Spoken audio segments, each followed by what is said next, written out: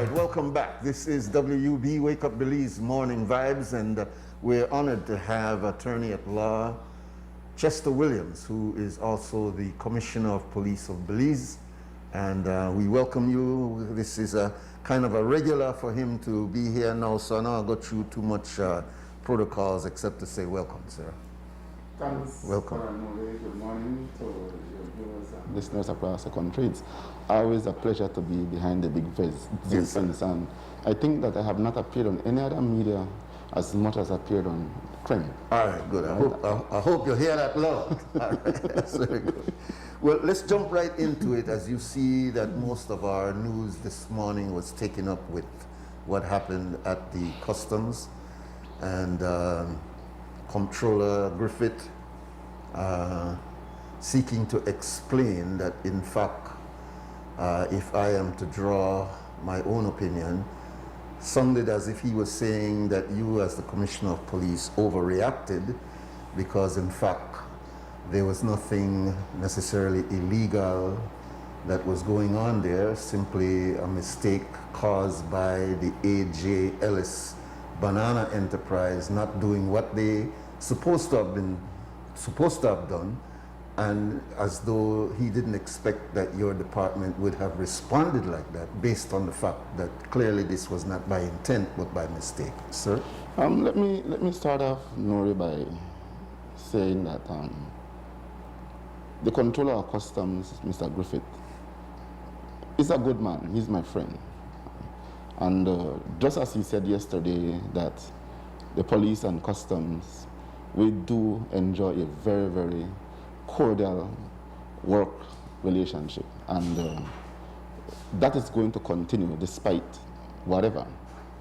Let me also say that the police department is not in the process of witch hunting public officers. We, as a primary law enforcement agency in the country, and the one who is tasked to enforce the state of emergency regulations, and when there was not the state of emergency regulations, we had the quarantine order. It is expected that we must do what is required of us under those regulations with a view to ensure the safety of our Belizean people. And just as how the police have a responsibility under those regulations, so do customs, port authority, immigration, public health, and other government entities. And if it is that we public officers fall short of carrying out our responsibilities under those regulations, then we're doing a disservice to the Belizean people, because we have sworn to protect them. Now, the matter with the A.J. Ellis in Big Creek, it is indeed a very unfortunate situation, and I sympathize with the public officers who have been arrested and those who will be arrested today. But let me say that under the quarantine regulation, which was signed by the Minister of Health, in Section 2, it clearly states that the borders of Belize shall remain closed for entry or exit. Then in sub-regulation 2, it says that the border shall not be closed for entry or exit if it is for cargo or persons coming in through the repatriation process, or persons who have approved by the Ministry of Health to come in after some medical procedure abroad. Now, the police were not the ones who wrote the law. The law was put in place by the government, and we have been tasked to enforce the law. Now, the A.J. Ellis, the party Belize, to Honduras based on what the controller said, that the A.J. Ellis had departed since March 25th to present 16 times to Honduras for cargo. And I agree with the controller there that they had gone 16 prior times for cargo. That would fall directly within the scope of the regulation. But this voyage that they went on was not for cargo. It was a voyage to go and repair a tugboat. Now, one might say, as he had said, that because of the fact that they had gone 16 prior times for cargo, that this time they are going for cargo again. We cannot operate under an assumption. We must operate under facts. And I do believe that considering the situation, the circumstances under which we're in, it is incumbent on customs, immigration, port authority, public health to ask the relevant questions. Sir, ma'am, this boat, you're applying for the boat to leave the country. One essential question that they must ask: what is the purpose of the voyage? That's an essential question, because they need to be sure that the purpose of the voyage is one that falls within that which is permitted by the SI. And if it is that the reason given is one that does not fall within the ambits of the SI, then the permission should not be granted. If it is, then the permission is to be given. But let's look at the 16 other voyages. The question that the reporters should have asked the controller was, where in Honduras did those 16 voyages went? None of them were to Rotan. This one in particular was to Rotan. And the fact that they said that they were going to Rotan, which should be known, or is not really known to be the port that this tugboat or this barge travels to, then that should have raised a red flag to them. And other questions should have been asked. Now, I agree with the controller that the company, Banana Enterprise, do have a responsibility to have said to them what was the purpose of the voyage. But at the end of the day, Nuri, one may agree with me that the public officers have the greatest responsibility. Because if a man wants to venture into something that he knows is illegal, he's not going to say it to you, but you must ensure that you do your due diligence to probe deeper into what it is that they're doing to ascertain the true purpose of their voyage. And it is on that premise that we believe that the custom officer, the port authority officer, the immigration officer acted outside the scope of their duties, because the law did not permit them to grant permission for a person to go and leave the country to repair a tugboat. And if you look at the clearance which is signed, it says that the boat have complied with all the laws of Belize, when in fact they have not complied with the laws of Belize, because they were leaving for a reason which was not authorized by law. So these are things that we had to look at. And the company, Banana Enterprise, will be charged today, because they too are culpable. They left the country on a voyage which was not authorized by the regulation. So they too will be held accountable and will be charged today. So that is the spirit within which this whole thing occurred. And to make matters worse, all the 16 voyages that the AJ Ellis had gone to Honduras. They have been short stay. This one was a very long stay. And what compounds the problem greater was that when these 5 men came back, they all were infected with the coronavirus. And they went into the independence community and may have infected other persons.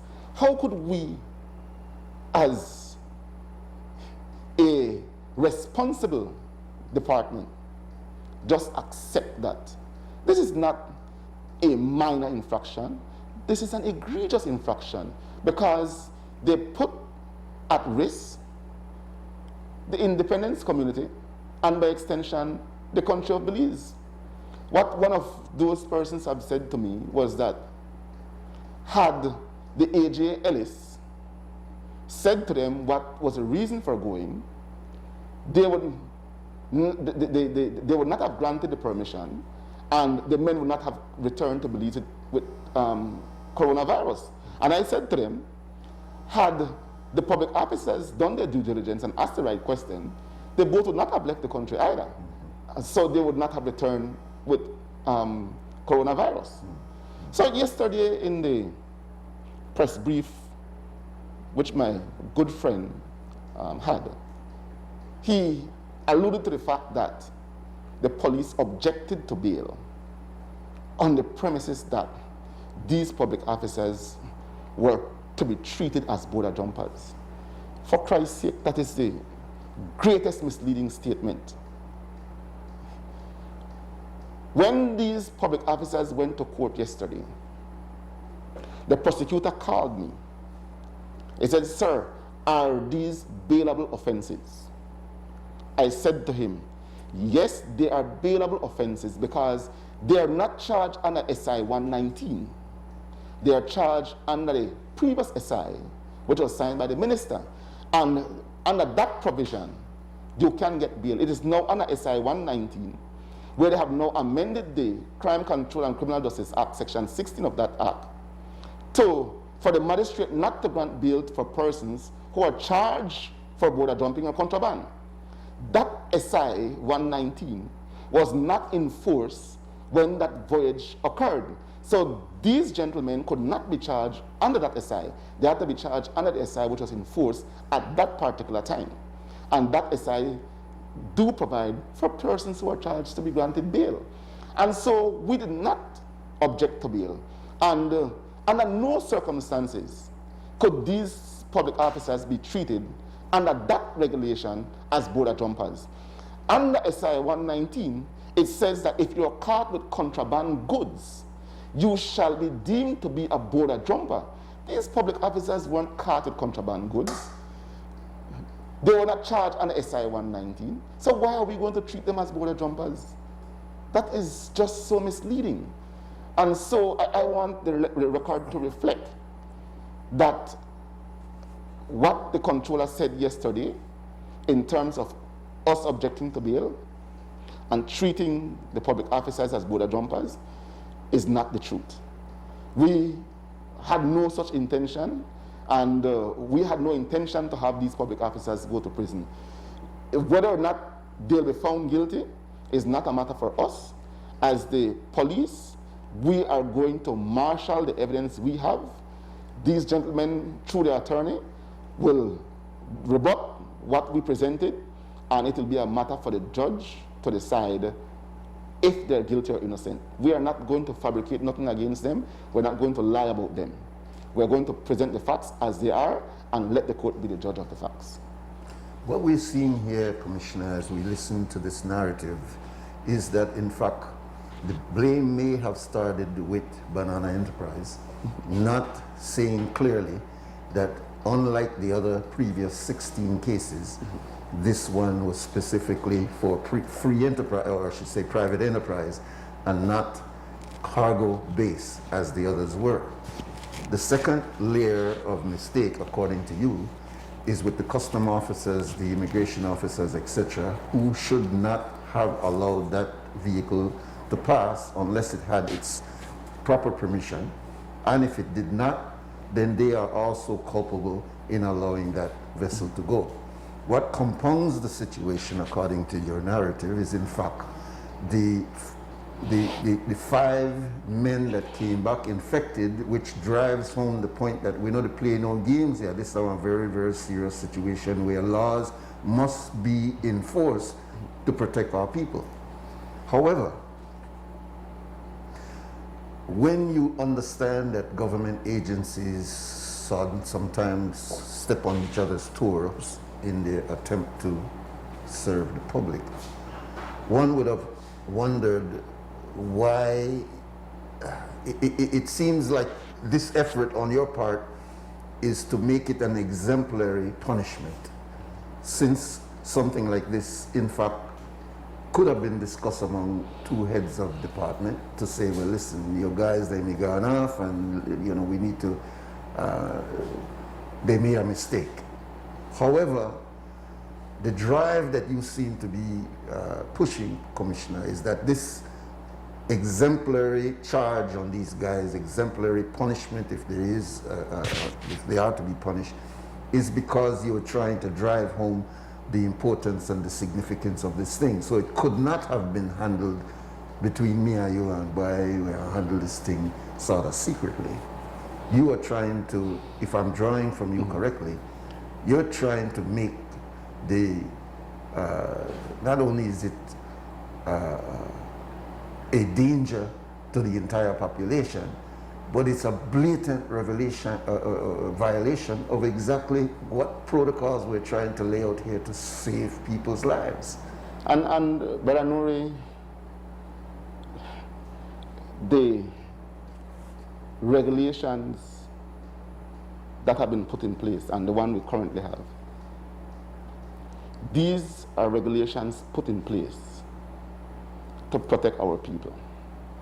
If it is that we are not going to enforce, if it is that we're not serious about what we have in those regulations, then might as well throw it through the window. When the ordinary John public is found breaching the regulations, we are quick to charge them. Why must we be slow to deal with persons because they are public officers? It cannot be. The police has been criticized by many on social media. They're saying that these men are being used as scapegoat. Well, my thing to them is that if these public officers were given instructions from above them or from any politician, then tell us who. And we will see what is going to happen. But as far as we are concerned, we go after the persons who signed the clearance. So now if they signed the clearance based on instruction given to them by somebody above them, then that person will be accountable too. So we need to know, but we cannot know if they do not say it to us. So we have to act based on the evidence we have before us. But again, if it is that we are serious about minimizing the spread of this COVID virus, we must take our job seriously. We must be serious about enforcing these regulations for the better good of our people. And that is the spirit with which the police is operating. Why is it taking this long to charge Banana Enterprise when it's clear, when you listen to both you and the Comptroller of Custom, that's where the breakdown started? They were to be charged yesterday, but the investigator had to do something and was not able to do that. The intention was for him to go to Independence and charge there and have the representative of the company arraigned in Independence. But he was caught up in Benapan dealing with these ones. Okay, so it's just procedural, right? Yeah, he'll be doing that today. All right, and who are the others that are to be charged? The other persons to be charged will be the 5 gentlemen who had gone on the voyage and came back and then breached quarantine requirements. After they were tested, they were told to remain in quarantine, and they break quarantine and went to visit people in Independence Village. Right. So they'll be held accountable for that. Let me take we'll take the time check after this question. It seems now that we've got a new category of criminals. They're called border jumpers. And it seems increasingly now we are making our treatment of them more punitive, clearly. And certain people are very concerned, as you heard representatives of the House as well as representatives of the Senate, pleading that these are not really criminals. These are persons who are just basically trying to survive. But then it makes law enforcement look like the culprit. Because in fact, look at these innocent people who are just trying to survive, and look how hard you come down upon them to the point now where you want to isolate them way back up Balibeacon and can't even walk out of the prison. You put them away. So the impression people are getting now is that the health issue has turned almost into a criminal issue. And you are placed in that position to be the enforcer. You know, they can't judge street anymore. You're the enforcer and the care of people and lock people down based on a health issue. Can you reflect on that, please? But I know. I'm sorry. We also have David, Mr. Man, there. Welcome, David. Morning. All right. You want to jump in right after this question, please? Forget it. Another here. We need to put his please in, you know. Yeah. You see what I'm trying to say? It's as though now you have moved away from what people were used to, chasing criminals on the street, if I could use that term. Yeah, Nuri, if I were to say to you that the border jumpers are to be viewed in a more serious manner than the criminal on George Street, I don't know what your answer would be, but let me say in what context I am saying so. The criminal on George Street, when he goes to operate, it is targeted for the most part. When you have a border jumper, and that person goes across the border, contracts the virus, comes back into the country, his or her action is not targeted. It is anybody. Like Gilnet. Yes, the criminal may go after one person. The border jumper would infect many and could be an entire community. And within that community or those infected, if there are persons who have underlying conditions, health conditions, or the elderly, it is tantamount to murdering them. Because you cause them to contract the virus and they die, you murder them. As a society, we all have a responsibility to protect our most vulnerable population. My granny, your granny, not go cross the border, but they could be infected through the reckless conduct of a border jumper. Is that fair to your grandmother and my grandmother? But Commissioner, consider this. We know, and you're a lawyer, murder requires intent. I am not, as a sick person, intentionally doing this. I am causing it to happen, and certainly a case can be made. But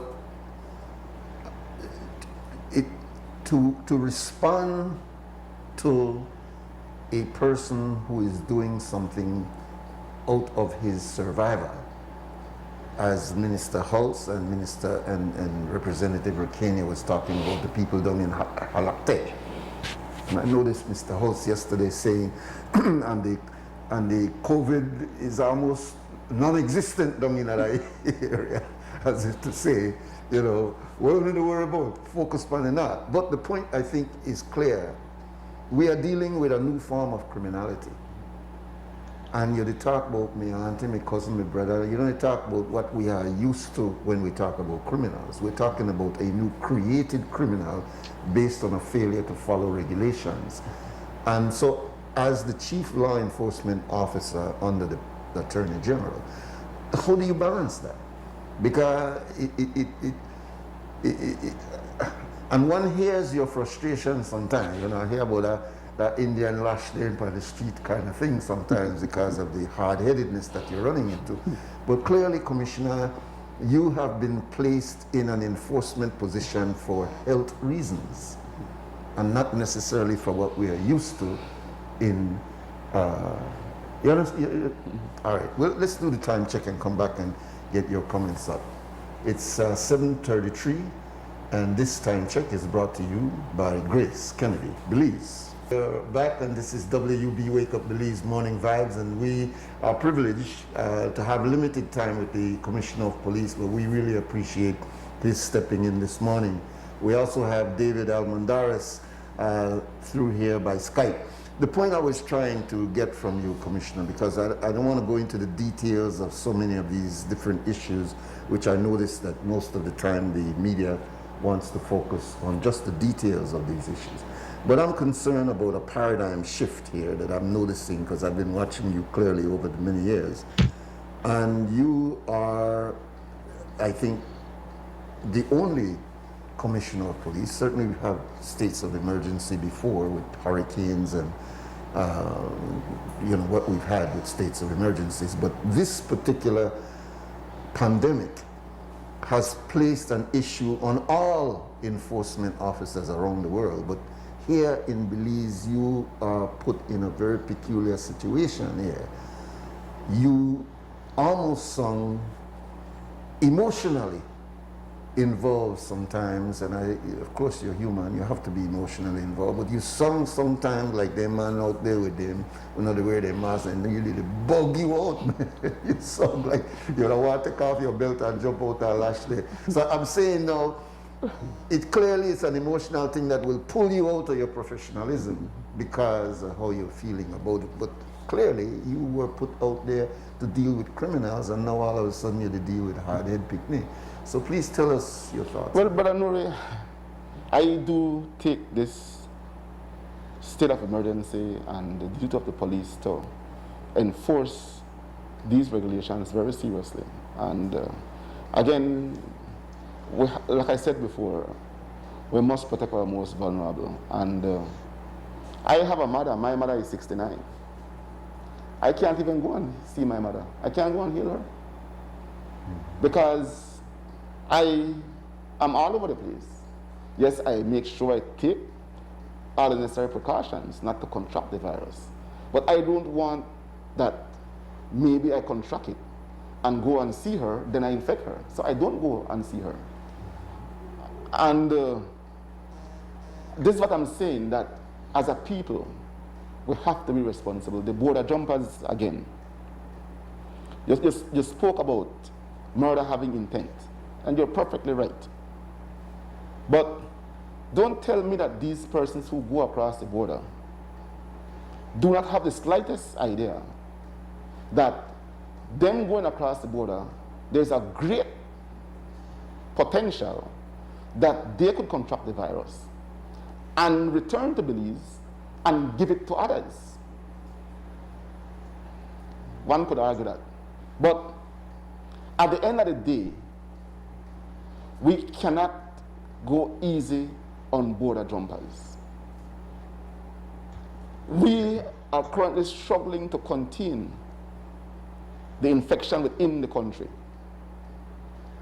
We cannot allow others to come from across the border to make the problem worse than it already is. And so, with a view to send a strong message to those who are involved, I agree with the measures being taken.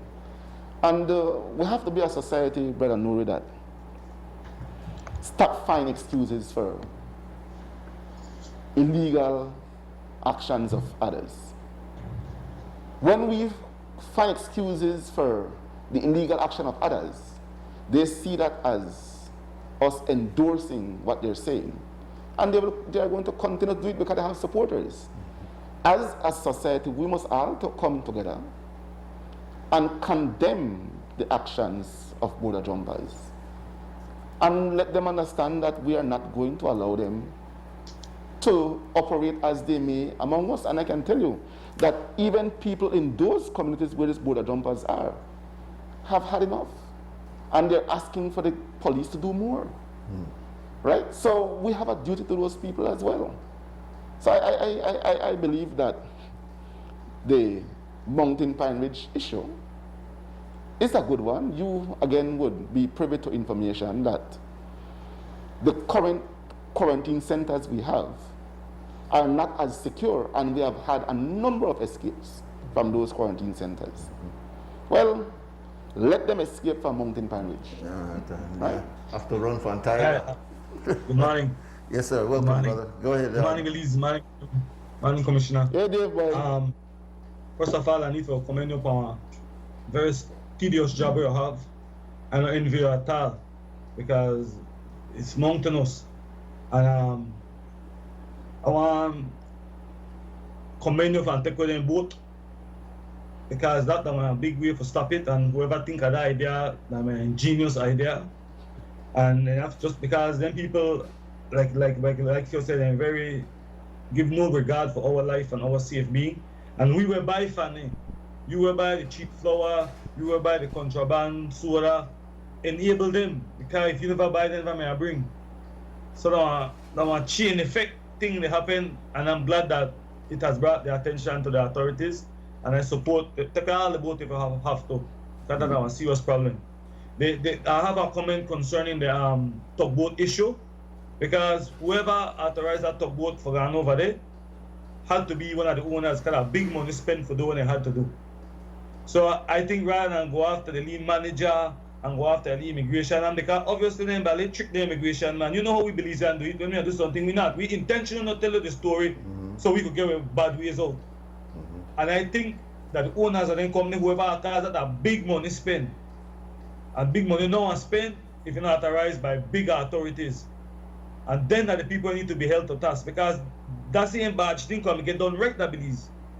But in an effort to save on $2, and because they don't have the system trick, these are what the big heads, that are the big people that are independents who want them big business there, you know. Where sit down in the AC house and drive their new vehicle every year, that they make them decision there. So as I employ to you, please don't hurt the small man. Go after the man who deserve it, because a big money spent. And they manipulate our system. But again, Commissioner, commend you for your job. You got a tough job. You're right, I wouldn't want to be you. I think hard attack for you because you're head weary and you're hot. And I tell you, I wouldn't want to be you. Like a bad picnic, like a teacher, they try to take care of a bad picnic and then picnic them out of order. So if you have to lash one and two, like, I can't understand how the man smiles so much, man. Deal with them because hard head picnic, have to feel. So respect, Commissioner. Indeed, indeed. Thanks, I want to go to something very practical, because I just want to tell him that the big people, like I said, the company is going to be charged today. Okay. Right, so they will be charged, and I believe they should be charged like one double charge, because as he said, they're not the small people down there. Let's take the call and we'll go back to the questions. Welcome, caller. Hi, good morning. Good morning. Good morning. Question. Why were the officers who allowed the 5 persons to come in charge along with the 2 that stopped the people to go out? That's my first question. My comment, I agree with David. The bigger persons are not being charged, and constantly we see in Belize that the authorities go after the smaller people who are the weaker links, and they are afraid to go after the bigger people because they are politically tied, and they call their numbers for those bigger shots. And I am fed up and tired of this system. Protecting the bigger political people that have financial influences on the politicians. They always go after the small people, and I'm tired of it. Thank you very much. All right, good point, caller. I don't know if it's a good point, because I don't know which bigger person we can go after other than the company itself, which I already said is going to be charged today.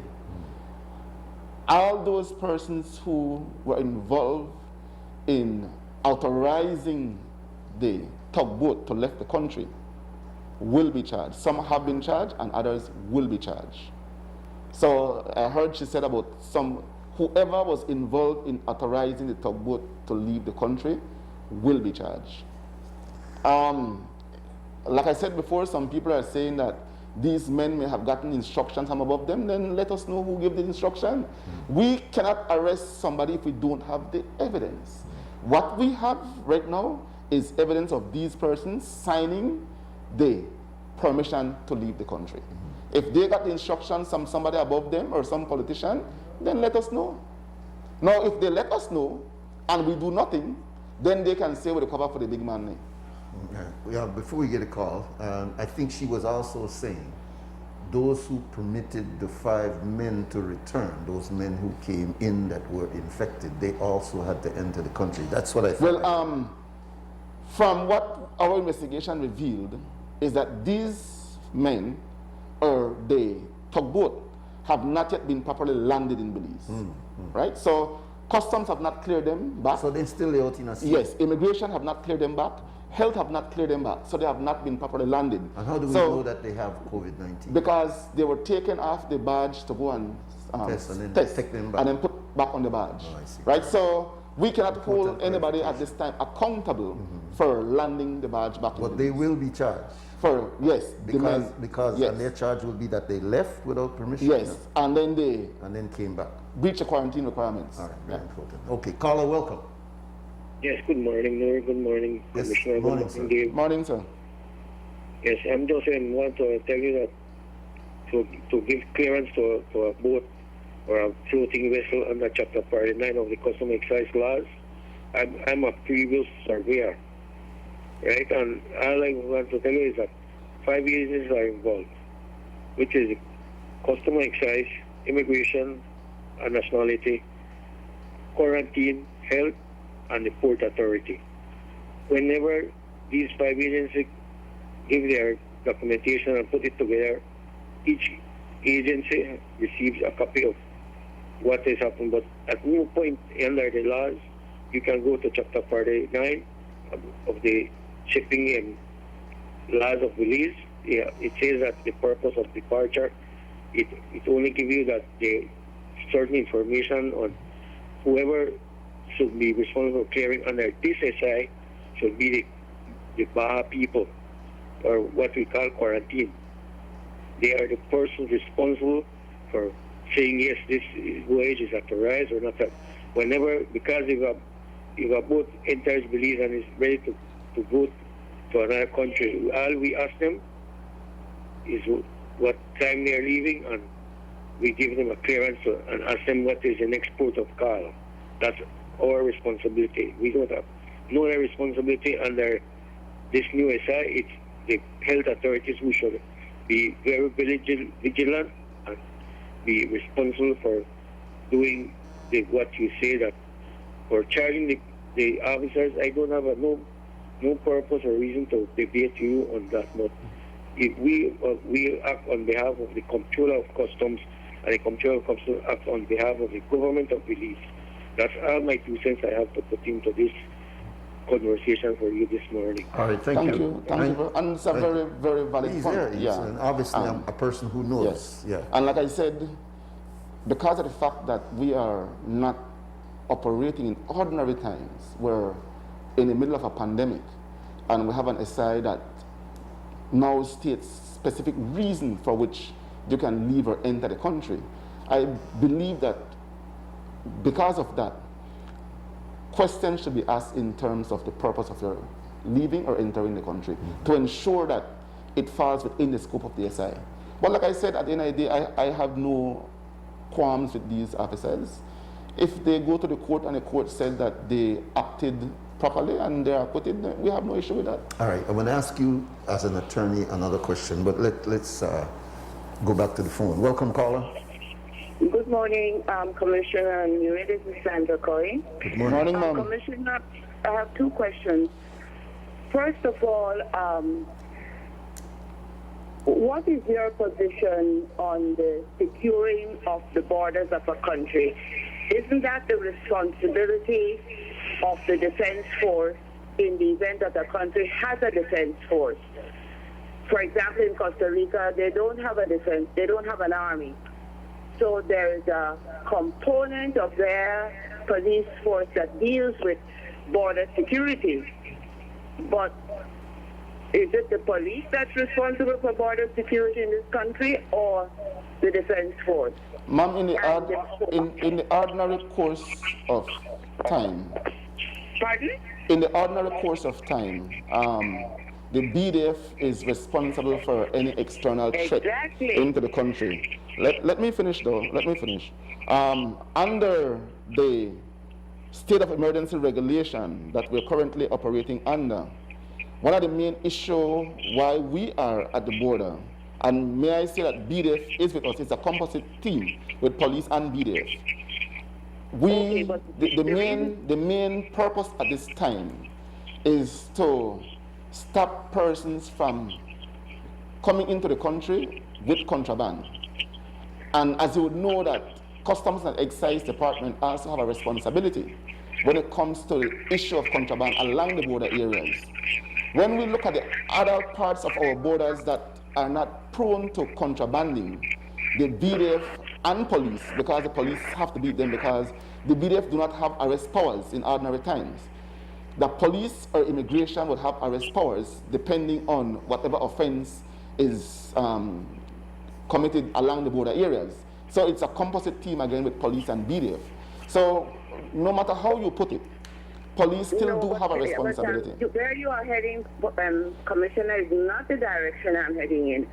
The direction I'm heading in is that the borders of this country have never been properly secured, Commissioner. And if we are truthful with ourselves, we will all accept that. And there are a number of us who have been struggling for years to get the government to do their proper job in securing the borders. So if you have a traditional proper border management, cleared borders, cleared markers, a constant presence on your borders, terrestrial and maritime, then in the times of crisis and emergency, you don't have to now go and create a structure in order to make up for a deficiency. This is not a criticism of the police. This is a support of the police, because you all are now being forced to take on work and add to an already full plate, a plate that is even going to be heaped more with responsibility. That is how I observe it as a social scientist. I am not a police person, nor am I a lawyer, but I'm trained in social analysis, and that is how I would teach it, because I used to teach criminology for the police many years ago, Commissioner. So this is the problem. We have now a division of labor in this country that hasn't been properly utilized and put into action, and now we are in a crisis, and the police now get loaded down with a whole other set of matters. So that it just becomes, in my opinion, a harder job to carry out. And my second observation is this. Your response to the young lady was that the people in the immigration and the lower level people should now name whoever instructed them, if somebody instructed them. But Commissioner Williams, that's again for this country and this kind of society. Belize has a stratified society. Belize does not have even a class society. It's stratified. People are fixed in their social strata. And as a result, if those people at the bottom dare to reveal who at the top, if there's such a person, I'm not saying, but if that happens, Commissioner, those people are likely to lose their lives, and we know this in this country. If we don't want to accept it, well, that's another matter altogether. But that happens in this country. As a consequence, that is why the police has so much problem getting people convicted, because witnesses abscond and abandon their former positions, whatever they told you all in the statement, they retract that because of fear. So I don't know that that cannot happen. I'm just advising that has happened in this country, may happen again, and can happen again. Bye-bye. Thank you. Thank you. All right, thank you And very much. again, with what Ms. Koyi is saying, if it is that they don't, if it is that there's someone above them who gave the instruction and they don't tell us for whatever reason, then they cannot blame the police. We're doing what we're doing based on the evidence we have. I want to get into two other important questions here, because we're using the term SI, and some of us will know what is an SI, what brings it about. But for a good size of our population who is hearing SI, and it sounds as though SI is the law. Where's the law and where's the SI? So please explain firstly what is an SI, and then what brings about an SI, and what makes it enforceable the minute it's passed. An SI is a statutory instrument. A statutory instrument is an instrument which is signed by the minister and with a certain responsibility. Like, for example, we had the SI that deals with quarantine. You must have a substantive act first. The substantive act will then give the minister with responsibility the authority to make SI or regulations to deal with certain aspects in order to achieve the goal or objectives of the substantive law. And then you have the state of emergency regulations now. Those are signed by the Governor General, because by virtue of the Constitution in section 18 and 19, it gives that responsibility to the Governor General. So the AG ministry would draft it, and then it goes to the Governor General for his signature, because it has a constitutional component to it. So it must be signed by the Governor General. Well, the SI, for the sake of what you said earlier, it's an evolving process. Yes. Because you said that the customs officers will not be charged with the current SI, Yes. but on the former SI, which yes. means that the SIs can be evolved Yes, as they. and you as know, they under the state of emergency, we have a different one almost every week, right? So this one might be enforced this week, next week that is gone, another one So coming forth. what brings it about? We saw something that we didn't cover, and so boy, we have to add this thing to this Yes, thing. change of circumstances. All right. Yeah. So it's important for us to understand that, because some people can't understand how laws seem to be evolving as we go along.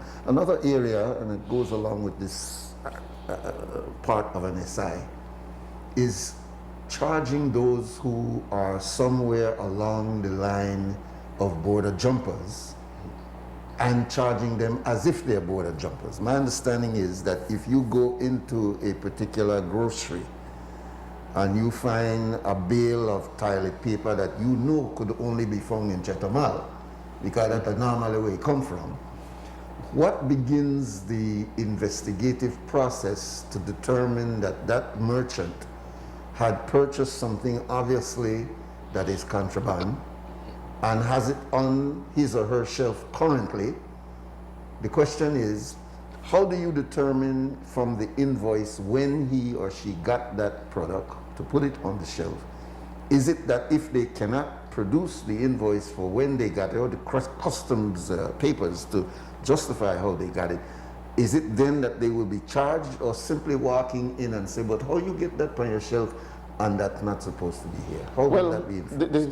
What SI did is that it puts a presumption on the person who is caught with contraband that such person is the one who had gone across the border to bring the contraband into the country. Now, how the law works is that, yes, we are going to charge you as a border jumper, because the presumption is there that you are a border jumper. And then it is a matter then for you to rebut that presumption, to say, well, you know what, I may have had the goods, but I was not the one who gone across the border. This is how I get it.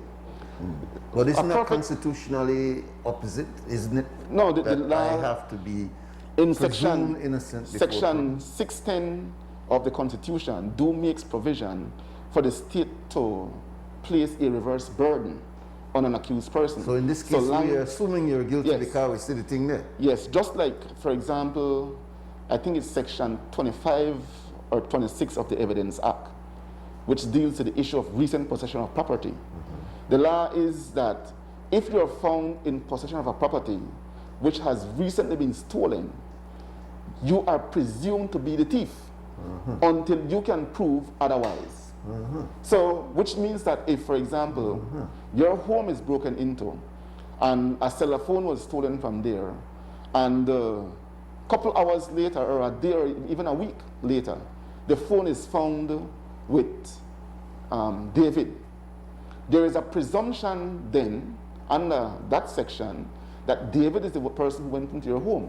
And he must then be the one to rebut that presumption that he was not the thief. I see it. So the law does make provisions for that. I see it.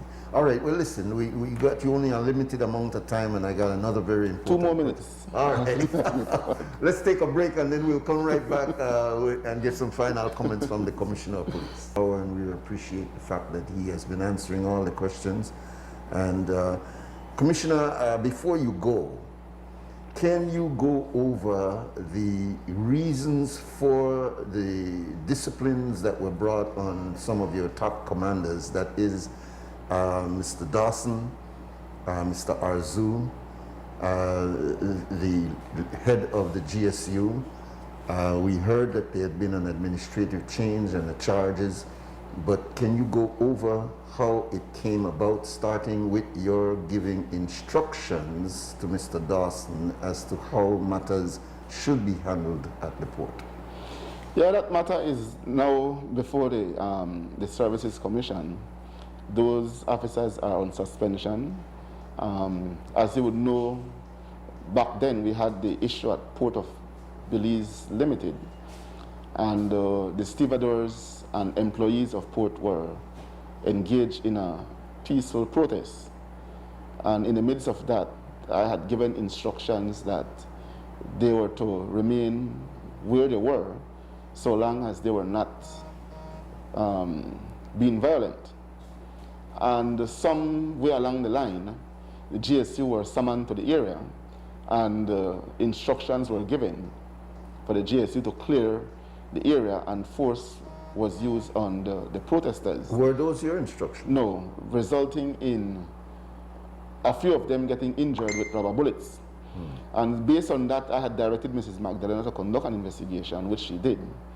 And the investigation revealed that the GSU were called out to the location, and the ground commander at the time was the one who gave the directive for the GSU to clear the area.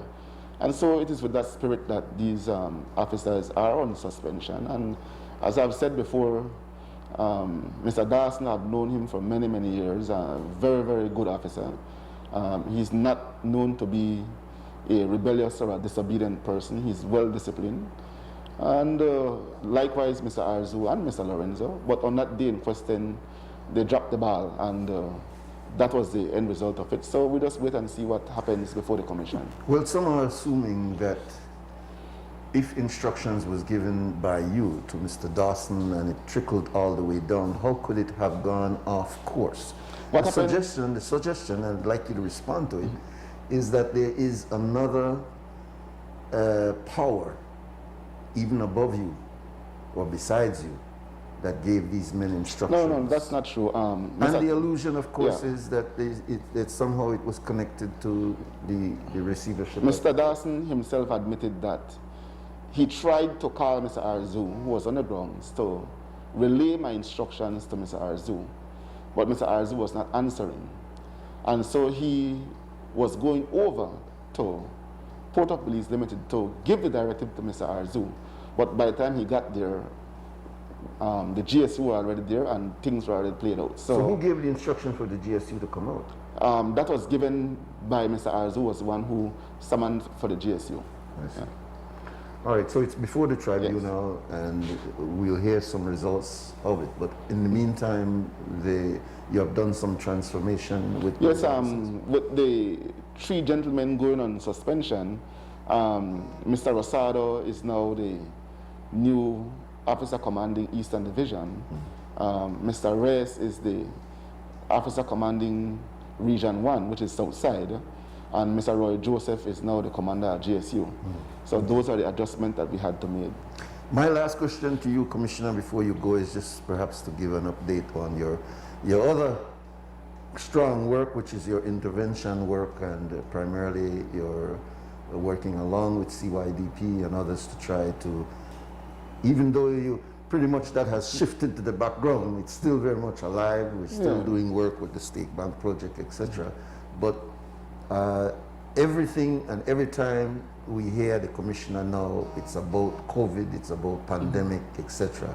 Could you spend the last few moments telling us about the other aspect of your... Well, Brother Nuri, I must take this opportunity to commend you. For those who don't know, you have now been employed by the police department, and you work directly with me in terms of the streets intervention. And we also have that coordination with CYDP. And I must say that you're not the type that I have to supervise. I hardly bother with you, right? Because I bother you, boss. you know what to do and you know how to do it. And I'm grateful for the work that you have done and continue to do with these young men. The State Bank project that you embarked on recently, the training you did with them, seeking employment with them through the State Bank project is very, very commendable, and I'm grateful for that. Likewise, I must commend Ms. Westby from CYDP. She continued to be that person who, I don't know how she does it at times, but she's always available when she's called upon. She has the interests of these young men at heart. And at the end of the day, the work that both yourself and the CYDP is doing is really and truly commendable, because while some might say that, oh, we have SOE and these young men are in prison, the truth is that is not the case, because you would know that the last time we had the SOE, we had over 100 of them in prison. This time it's only a few of them, 30-something of them. So that goes to show that the majority of these young men are still out on the streets. But despite that, we still have a calm, which means that the work that yourself and Ms. Westby at CYDP is doing is really working out, and it takes a lot of me that I don't have to be concentrating much in terms of these young men and the different activities. Yes, I do step in when times get tough, then I have to step in, but for the most part, yourself and Ms. Westby are the ones who are dealing with that, and I'm very much grateful for the work and support that you both have been doing. Yeah, well, respect to you, Commissioner. We'll give you a last word. There's another aspect here that I didn't touch earlier. I hear you when they talk about maybe you want to hollow some long cane, meet man from the street, lash some man like they do in Nigeria and India. And I never started on Nuri. And some people gave their own interpretation to what I said. Okay. I said, I wish we would adapt what happened in India. What happens in India? Many things happen in India. Well, right? we only have the graphic images we're going on in India. India have a medication that are given to COVID patients. Maybe that's what I want. Right? Okay. I'll leave that part out there for those who want to interpret it how they want. He is an attorney, right? All right, we want to thank you very much, brother. We pray for you. We recognize that you have this tremendous responsibility on your shoulder. I know that we bring politics into our country's conversation all the time, but at some point, and I think the COVID situation really should make us step back and see how we are all really in the same boat. And I have watched you, I've watched the other persons like Mr. Perifit, I've watched the Dr. Manzanaro, I've watched the Prime Minister, I've watched all of those trying to struggle, trying to balance this very, very difficult situation. And even though I know that you have an opposition, a People's United Party sort of in waiting, if they were there, if this was Mr. Johnny Briceño at the head of the helm and Cordell Hyde playing, it would be just as difficult, because it's not a politically created situation, it's a worldwide pandemic. And, But by the grace of God, go ahead. So I can't condemn you because I'm not sure where I'm doing in a situation like this where you don't got no book, you don't got no record, you don't got no, you know, we are creating it as it goes along. It's kind of an SOI-oriented society now.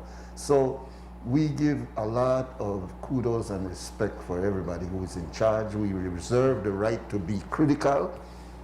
Creme Radio and Television is probably one of those most critical. But it's not criticism to pull down. It's criticism to make it better, because we can do better, you see? So I just want to say, Commissioner, as a friend and as the person in charge of law enforcement in the country, we have tremendous respect for you, and we pray for you. And we only want to think something wrong when we stop see you to smile as much as you to smile. You know, your mask hides your smile, but you came in as a smiling commissioner. And as Brother Cliff said just now, we think the reason why you smile so much is because your heart is clean. And you're just doing the job as a professional, right? So we thank you very much for being with us this morning. Yes, thanks for the invitation, Brother Nuri. And yes, indeed, we are policing in really challenging time, and every day the task is overwhelming, but I try my utmost best to be able to handle every situation as best and as professional as I can. Like you said earlier in your show, that I am human, and I am happy you said that, because sometimes people tend to believe that I am not human, right?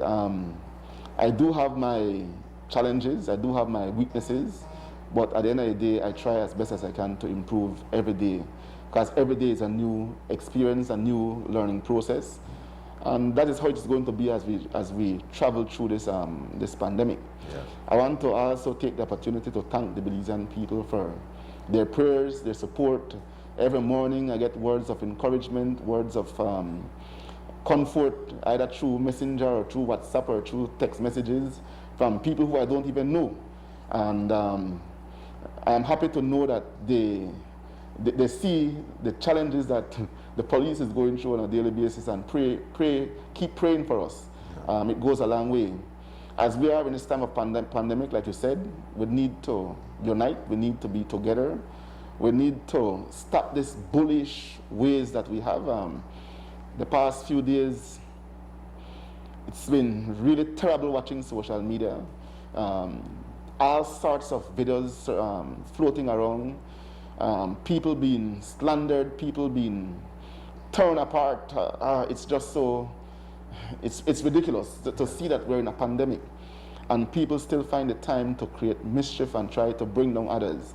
I think that we need to stop that at this time, especially now, and try to pull together, because if we don't unite and work together, then we're never going to defeat this pandemic. Indeed. We have laws put in place to protect our society, to protect our people. I want to call upon my Belizean people to please adhere to the regulations. The wearing of the mask, the social distancing, those persons who want to go over the border, the contrabanding, we need to stop it at this time. Let us do what is required to be able to help our society overcome or defeat this deadly virus. Indeed. So with that, Brother Nuri, thank you, and thank Belize, thank to Creme for always inviting me. And I guess they take advantage of you because I know me and you're a friend. So it is difficult for me to tell you no, right? I have said to you last night, but I know I'm not going to make it today. And by this morning, I have a change of heart. I said, you know what, I can't let down my friend. I came. So, but it's always good to be here, but Indeed. And thank you very much, Commissioner. It's really, the honor is ours. It's now 20 minutes after 8 o'clock, and we'll take our next break, and we'll be right back.